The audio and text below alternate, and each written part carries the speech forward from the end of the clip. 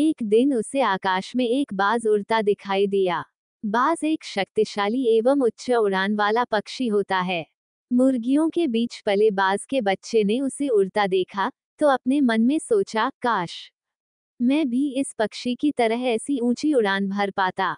एक किसान अपने खेत में काम कर रहा था कि तभी जोर की आवाज हुई। किसान ने देखा कि एक घायल मादा बाज उससे थोड़ी दूर आ गिरी और एक अंडा देकर मर गई। पहले तो किसान ने सोचा कि शायद बेहोश हो गई है, तभी उसे बाज के गले के पास एक गहरा जख्म दिखाई दिया और मृत्यु का कारण समझ आया। किसान की समस्या ये थी कि अब उस अंडे का क्या करे। उसे और कुछ नहीं सूझा, तो उसने अपने बाड़े में ले जाकर जहां अन्य मुर्गियां अंडा सेने के लिए बैठी थीं, उन अंडों के बीच रख दिया। मुर्गी के उन अंडों को जिसमें से बच्चे निकलने होते हैं, कुछ दिन तक एक अलग तापमान की आवश्यकता पड़ती है। तब मुर्गी अपने अंडों के ऊपर बैठ जाती है और अंडों को अपने पंखों से ढक रखती है, जिससे मुर्गी के शरीर की गर्मी से अंडों का तापमान गर्म रहता है। इस प्रक्रिया को अंडे सेना कहते हैं। समय अनुसार उन अंडों से एक एक करके बच्चे निकले। बाज के अंडे से भी बच्चा निकला।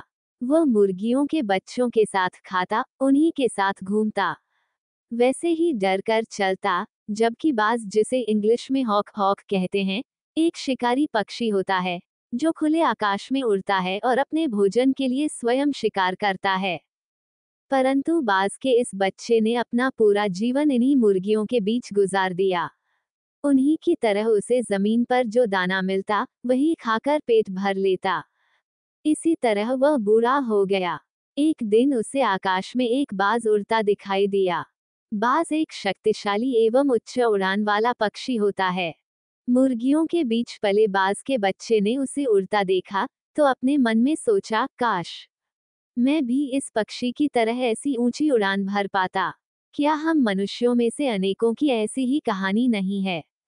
बाज के रूप में पैदा होकर भी, अर्थात समर्थ होकर भी, नकारात्मक सोच वाले लोगों से घिरे होने के कारण जीवन भर उठने की हिम्मत नहीं कर पाते, जबकि उनमें ऊंची उड़ान भरने की भरपूर क्षमता होती है।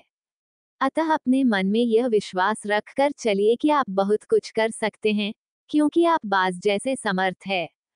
आप में अपूर्व क्षमताएं हैं। बस नकारात्मक लोगों से बचकर रहिए।